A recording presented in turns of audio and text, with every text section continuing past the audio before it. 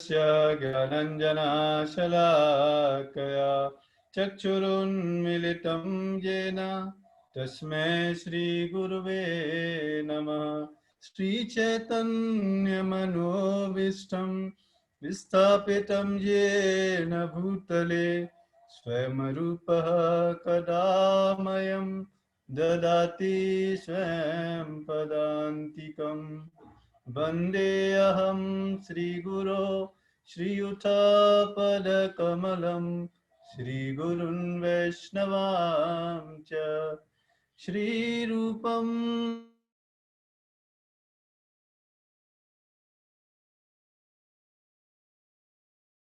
वितं तं सजीवं साद्वैतं सावधूतं परिजनसहितं कृष्णचैतन्यदेवं श्रीराधा कृष्णपादान् सहिगणललिता श्रीविशाखान्वितांश्च।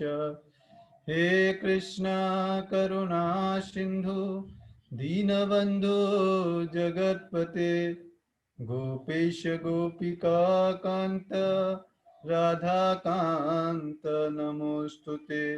तप्त काञ्चन गौराङ्गी राधे वृन्दावनेश्वरी वृषभानुसुते देवी प्रणमामि हरिप्रिये। वाञ्छाकल्पतरुभ्यश्च कृपा सिन्धुभ्येव च पतितानां पावनेभ्यो वैष्णवेभ्यो नमो नमः। जय श्री कृष्ण चैतन्य प्रभु नित्यानंद श्री अद्वैत गदाधर श्रीवासादि गौरभक्तवृंद। हरे कृष्णा कृष्णा कृष्णा हरे हरे, हरे राम राम राम हरे हरे, हरे कृष्णा। तो आपका हार्दिक स्वागत है आज के सेशन में। और आज हम समझेंगे कि कृष्ण कैसे सब कुछ जानते हैं। और भगवत गीता का फर्स्ट चैप्टर का 25th वर्स आज हम डिस्कस करेंगे।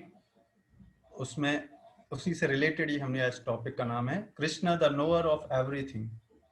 आप सोचो, जो व्यक्ति हर किसी व्यक्ति के हृदय की बात जानता है, सब कुछ जानता है, हम तो बहुत कुछ कम ही जानते हैं है कि नहीं? तो ऐसे व्यक्ति का हम भजन करेंगे तो कितना बेनिफिट होगा हमको। तो आइए पढ़ते हैं आज के श्लोक को और डिस्कस करते हैं। भीष्म द्रोण प्रमुखता सर्वेषां च महीक्षिताम् उवाच पार्थ पश्येतान् समवेतान् कुरुनीति। भीष्म द्रोण तथा विश्व भर के अन्य समस्त राजाओं के सामने भगवान ने कहा कि हे पार्थ, यहाँ पर एकत्र सारे कुरुओं को देखो। तो यहाँ पर भगवान कृष्ण, जैसे ही अर्जुन बोलते हैं कि मेरे रथ को दोनों सेनाओं के बीच में ले चलो, तो फिर कृष्ण क्या करते हैं?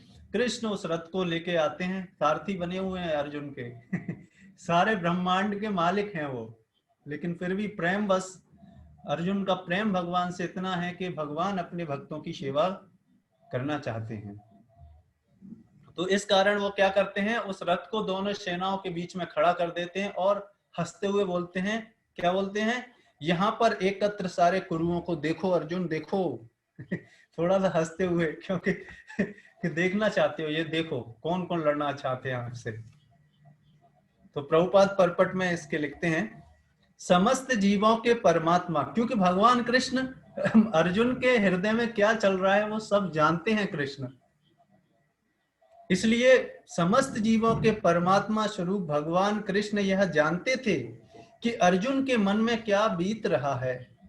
हम ये नहीं जानते, हम अपने हृदय में चल रहा है क्या, बस इतना ही जान सकते हैं दूसरों के हृदय में क्या चल रहा है ये नहीं जानते। इसलिए भगवान कृष्ण भगवद गीता में बोलते हैं कि हे अर्जुन, तुम केवल ये आत्मा केवल अपने ही शरीर के बारे में जान सकती है, लेकिन मैं हर व्यक्ति के बारे में जान सकता हूं। इस प्रसंग में ऋषि के शब्द प्रयोग सूचित करता है कि वे सब कुछ जानते हैं। इंद्रियां, ऋषि के वर्ड इतने दिनों से आ रहे हैं, हम उसका मतलब क्या है, इंद्रियों के स्वामी है भगवान, तो उनको क्या नहीं पता होगा, सब कुछ जानते थे। इसी प्रकार पार्थ शब्द अर्थात प्रथा या कुंती पुत्र भी अर्जुन के लिए प्रयुक्त होने के कारण महत्वपूर्ण है। तो अर्जुन को प्रथा भी कहा जाता है, वो पार्थ भी कहा जाता है। पार्थ किस लिए कहा जाता है, क्योंकि उनकी मां कुंती को प्रथा भी कहा जाता था, इससे उनका नाम क्या बता, पार्थ। और भगवान का एक नाम क्या है, पार्थ सारथी।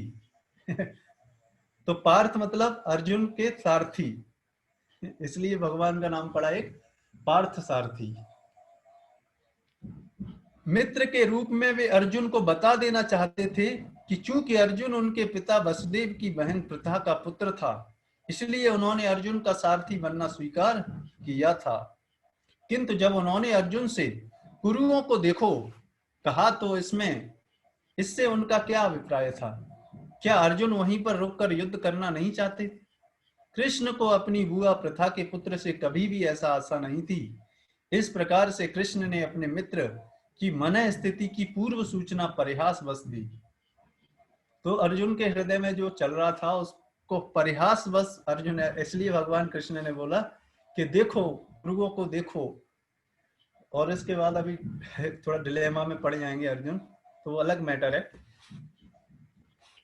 बट अब हमें ये समझते हैं कि भगवान कृष्ण कैसे सब कुछ जानते हैं, हम नहीं जान सकते सब कुछ। तो इसलिए हमको ऐसे भगवान की शरण ग्रहण करनी चाहिए। और आज हम वो भी डिस्कस करेंगे कि भगवान के कितने कितने एस्पेक्ट हैं मेनली, और जिन पर पूरे विश्व संसार के लोग, जो इस संसार में करोड़ों मिलियन ट्रिलियंस लोग हैं, जिसमें से लगभग कुछ ही लाखों लोग भगवान पर विश्वास करते हैं। और उन लाखों लोग जो विश्वास करते भी हैं भगवान पर, वो भी भगवान के अपने मनगढ़ंत स्वरूपों में भगवान की विश्वास करने लगते हैं। कुछ तो भगवान को नास्तिक ही समझते हैं, विश्वास ही नहीं करते। कुछ लोग विश्वास भी करते हैं तो सोचते हैं भगवान क्या है, एक निराकार है, उनका कोई आकार नहीं है। है ना, कुछ इस तरीके से सोचते हैं। कुछ लोग सोचते हैं कि हाँ भगवान है, सबके हृदय में है। और कुछ लोग, बहुत रेयर लोग वो होते हैं जो कि भगवान कृष्ण भगवद गीता में बोलते हैं, बहुनाम जन्मना बनते ज्ञानवान वाम प्रपद्यते वासुदेव सर्वमिति स महात्मा सुदुर्लभा। भगवान वासुदेव, भगवान के रूप में भगवान को जानने वाले बहुत कम ही लोग होते हैं। लगभग पूरी ट्रिलियन लोगों में अगर पूरा परसेंटेज लगाया जाए तो 0.001% लोग भगवान के जो स्वरूप है उसका विश्वास करने वाले हैं। और ऐसे लोग में से बहुत कम ही लोग भगवान की प्रेम भक्ति कर पाते हैं और सफल हो पाते हैं। क्यों? क्योंकि मेन इंपॉर्टेंट है कि विश्वास नहीं हो पाता, सरेंडर नहीं हो पाता। तो आइए समझते हैं भगवान के बारे में।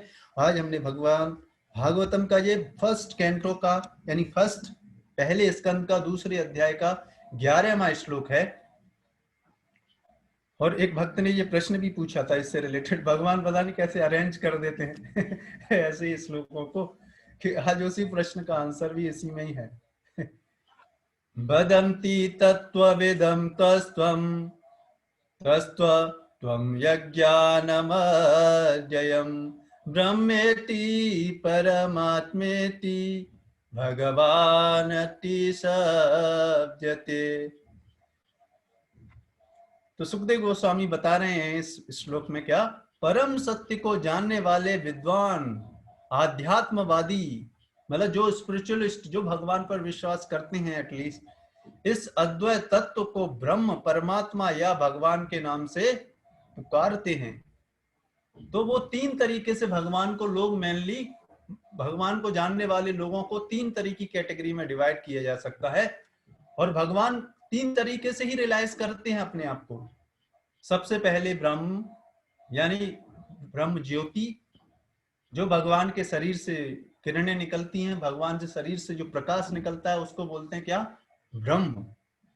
और उससे भी आगे भगवान क्या है, भगवान अपने एक्सपेंशन करके हर व्यक्ति के हृदय में, हर व्यक्ति के हृदय में, चाहे कितना भी छोटा लिविंग एंटिटी क्यों ना हो, इवन चींटी, चींटी से भी बहुत छोटे वायरसेस के हृदय में भी भगवान विराजमान है। तो वो स्वरूप भगवान का क्या है, परमात्मा स्वरूप है। और योगी लोग क्या करते हैं, उन परमात्मा स्वरूप का ध्यान करके उनको प्राप्त करने का प्रयास करते हैं। लेकिन इससे भी ऊपर, इनसे भी ऊपर क्या है, भगवान का एक अपना व्यक्तिगत स्वरूप है जिसमें भगवान अपने धाम में रहते हैं। वो है सच्चिदानंद विग्रह भगवान कृष्ण अपने द्विभुज रूप में अपने धाम में अपने भक्तों के साथ लीला करते हैं। ये भगवान के 3 रियलाइजेशन है।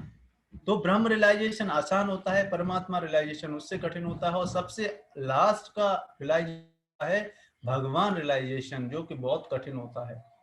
तो ये कैसे समझें इसको, तो एक बार क्या हुआ, एक बार आज से अगर 200 साल 100-200 साल पहले अगर किसी गांव में अगर जाते और पूछा जाए ट्रेंड क्या है, तो किसी को तो नहीं पता था ट्रेंड क्या होती है। ऐसे ही उस समय की बात है, क्या हुआ एक गांव में, उस समय नई नई ट्रेन आई थी, वहां पर ट्रेन की पटरी बिछी हुई थी और नया नया स्टेशन था। और तो अब पहली पहली बार ट्रेन आ रही थी उस गांव में।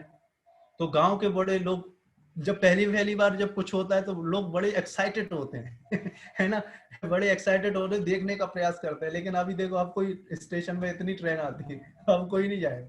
लेकिन पहली बार जब ट्रेन आई तो लोग, गांव के लोग जा रहे थे देखने के लिए कि हम देखेंगे कैसी ट्रेन होती है। तो लोग गए, और उस समय क्या हुआ था, सुबह का टाइम था और थोड़ा था, सुबह सुबह तो इतनी रोशनी नहीं होती, करीब 3 ऐसे 4-5 बजे करीब सर्दियों का टाइम था, और धुंधली फॉग फॉग था उस समय। तो बहुत दूर से कुछ, पहले आपने देखा होता ना, तो जो एक लाइट, जो उसके ट्रेन के इंजन के सामने एक बहुत फोकस्ड लाइट लगी रहती है, तो वो फोकस्ड लाइट दूर से आ रही थी। तो कुछ लोग वहां से देखे कि अरे ट्रेन क्या है, ये तो एक प्रकाश है। और उसे देख के लोग आ गए और बोलने लगे गांव वालों को कि ट्रेन मैंने देख लिया, ट्रेन को देख लिया मैंने, ट्रेन को कैसी होती है, रेलगाड़ी क्या होती है, एक प्रकाश का पुंज है बस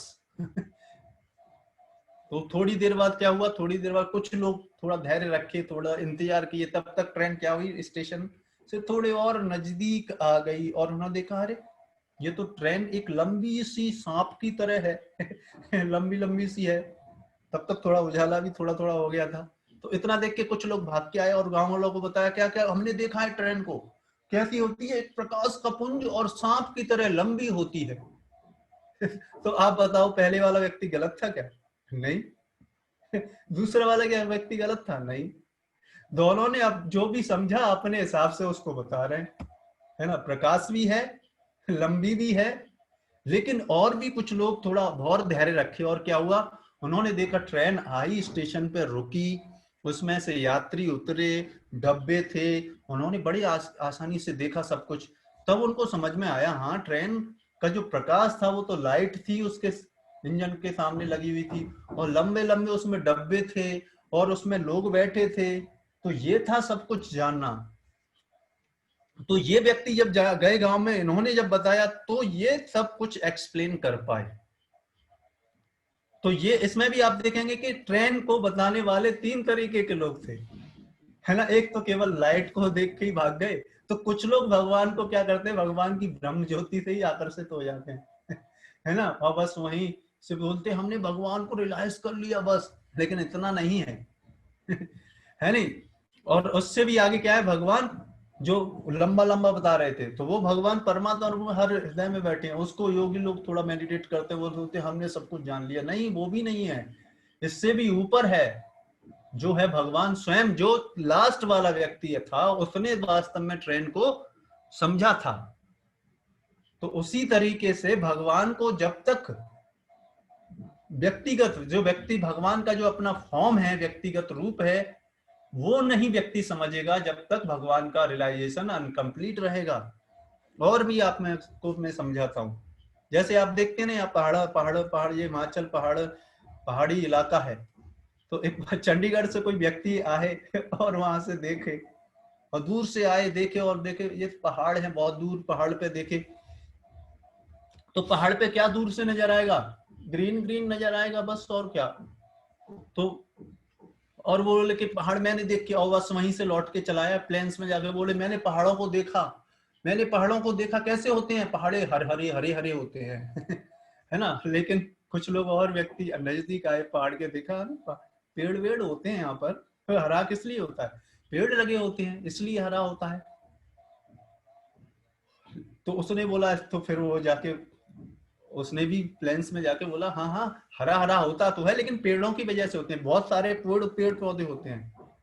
लेकिन एक तीसरा व्यक्ति गया, पहाड़ पे चढ़ा, देखा, अरे वहां पर घर भी होते हैं, लोग रहते हैं वहां पर है नहीं, हाँ कार्य भी करते हैं, सब कुछ होता है। तो ये तो लास्ट वाले व्यक्ति, तीनों व्यक्ति में देखो सबसे ज्यादा रियलाइजेशन किसका, हाईएस्ट अंडरस्टैंडिंग किसका है? जो कि पहाड़ पर चढ़ा, समझा, देखा, वहां पर घर भी हैं, लोग रहते भी हैं, सब कुछ है।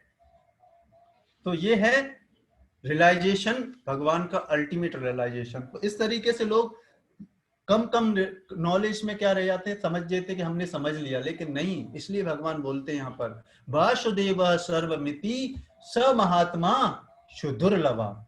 जो मुझे भगवान कृष्ण के रूप में, मेरे स्वरूप रूप में जानता है, ऐसा महात्मा बहुत दुर्लभ है, अति दुर्लभ है। क्यों?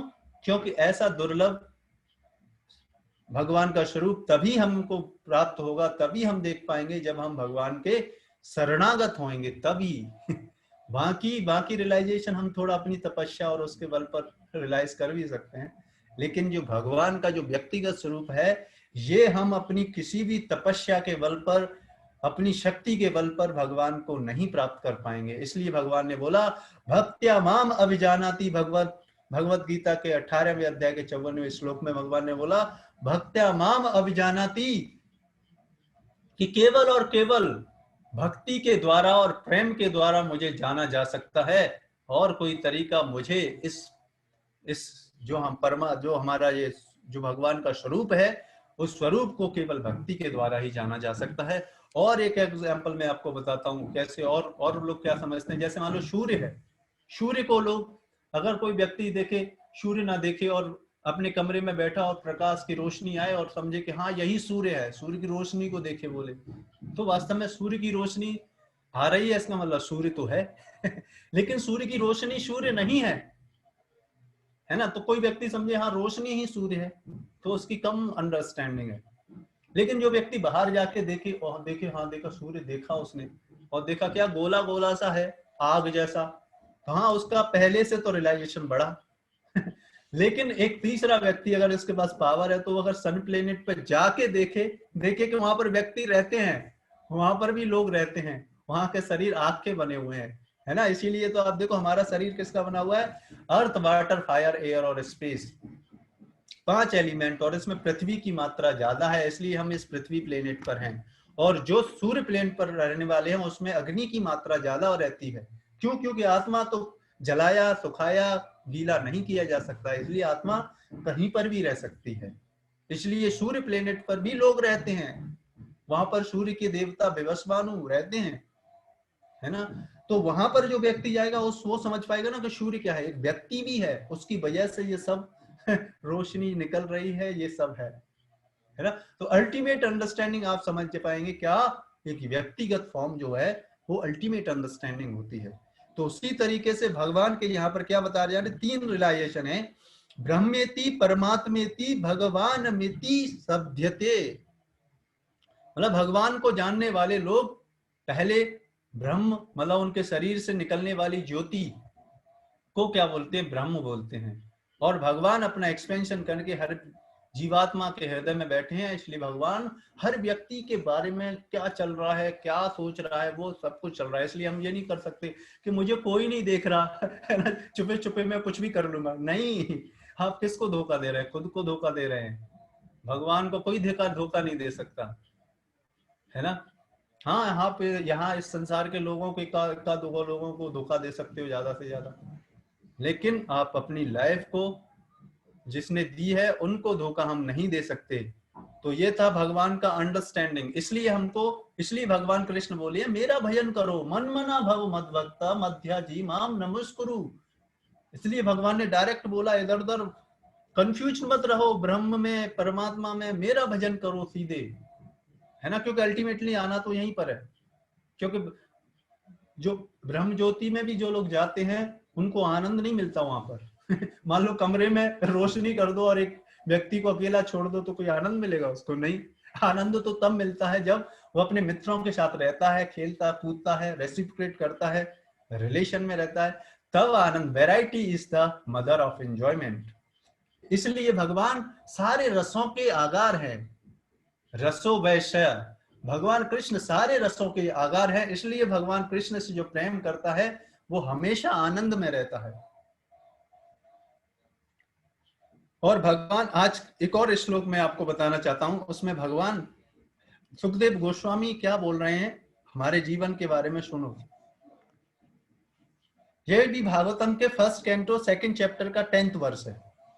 कामस्य नेन्द्रिय प्रीति लाभो जीवित यावता जीवस्य तत्व जिज्ञासा नार्थो यश्चेह कर्म भी।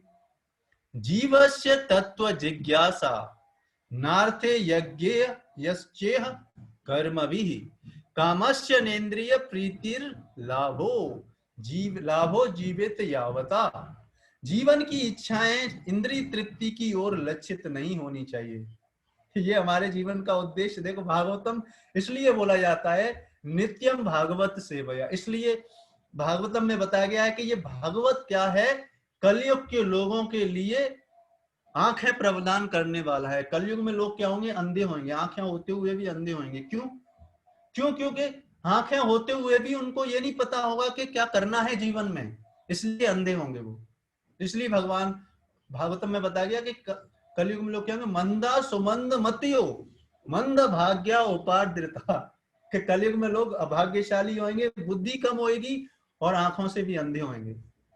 अंधे का मतलब है जो जिस पर्पस के लिए ह्यूमन बॉडी मिला है उसके लिए कार्य नहीं करेंगे और बाकी सारे के लिए सारे चीजों के लिए कार्य करेंगे। इसलिए क्या होंगे, आंखें होते हुए भी क्या होंगे, अंधे होंगे।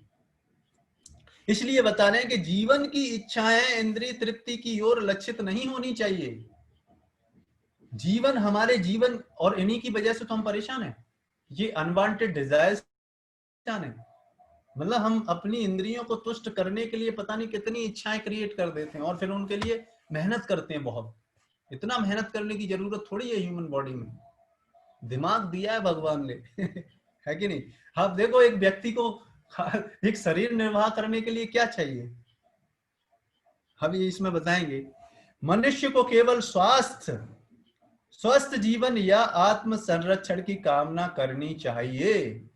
मनुष्य को केवल स्वस्थ जीवन या आत्म संरक्षण की कामना करनी चाहिए। अब आप देखो एक व्यक्ति को जीवन निर्वाह करने के लिए क्या चाहिए, अगर देखा जाए तो क्या चाहिए, सुबह खाना शाम को खाना, कितना, वो भी एक लिमिट से ज्यादा नहीं खा पाएगा एक व्यक्ति, ज्यादा से ज्यादा कितना, 4 चपाती शाम को, 4 चपाती सुबह, अगर चावल भी तो 2 चपाती, थोड़े से चावल और एक सब्जी बस। और इतना करने के लिए कितना कमाने की जरूरत है, कुछ नहीं।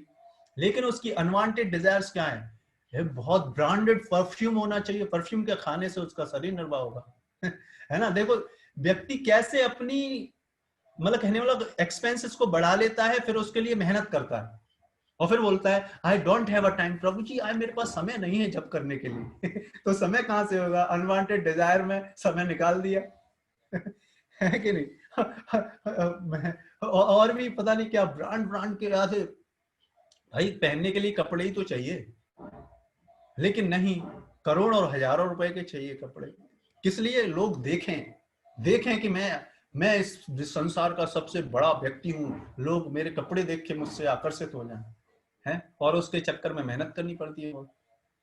तो इसलिए क्या बोला जा रहा है कि स्वस्थ रहने के लिए अपने जीवन को, अपने शरीर को स्वस्थ रखने के लिए इतना ही मेहनत करना चाहिए, बस आत्म संरक्षण की कामना करनी चाहिए। क्योंकि मानव तो परम सत्य के विषय में जिज्ञासा करने के निमित्त बना है। ये ह्यूमन बॉडी किसने लिए बनी है, भगवान को समझने के लिए, भगवान को प्राप्त करने के लिए। धर्मे नहीं ना पशु भी समाना, अगर हम ये नहीं करेंगे, यही हमारा धर्म है। धर्म मतलब ultimate duty of a human being, which is what, जो कि अपने जीवन में भगवान से प्रेम प्राप्त करना, प्रेम करना, ये है हमारे जीवन का लक्ष्य। मनुष्य की प्रवृत्तियों का इसके अतिरिक्त अन्य कोई लक्ष्य नहीं होना चाहिए। तो यहां में सुखदेव गोस्वामी बोल रहे हैं कि इसके अलावा मनुष्य को कोई उद्देश्य नहीं होना चाहिए, बस इसी के लिए मनुष्य को फोकस होकर करना चाहिए, फिर हम बहुत सुखी हो पाएंगे, क्योंकि फिर हम भगवान के का प्रेम प्राप्त कर पाएंगे और फिर ये अनवांटेड डिजायर्स हमारे हृदय में नहीं रहेंगी। तब ये था, तब हम वो जो भगवान हमारे हृदय में सब कुछ जानते हैं, तब हम हर क्षण, हर समय, हर जगह भगवान को रियलाइज कर सकते हैं। जिस तरीके से प्रहलाद महाराज हर जगह भगवान का रियलाइजेशन कर रहे थे, हर समय।